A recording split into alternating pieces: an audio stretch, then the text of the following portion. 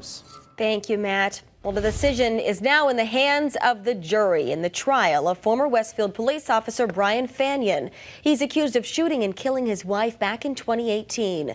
Western Mass News reporter Paris Dunford joins us live with details from inside the courtroom today. Paris.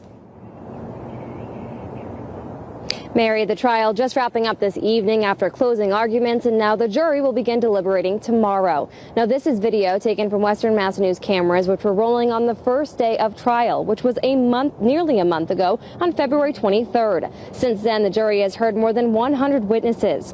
Now, today, the jury heard closing arguments, first from defense and then from prosecution. The defense arguing three main points about the prosecution's theory today in their closing arguments. One, that they only gave half the story to the jury, that their claims that Brian Fanyan shot his wife Amy are unsupported by science. Instead, they say she shot and killed herself.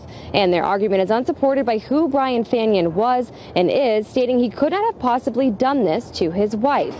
Now, the assistant district attorney argued these points up next in her closing arguments. She says evidence suggests that the gun had to be shot by someone else and not by Amy herself, and that Amy's demeanor did not change prior to her death, indicating she did not kill herself like the defense suggested.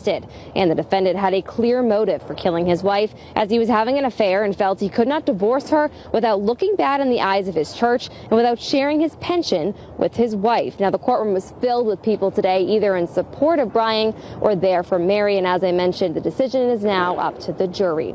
Reporting live in Springfield, Paris Dunford for Western Mass News.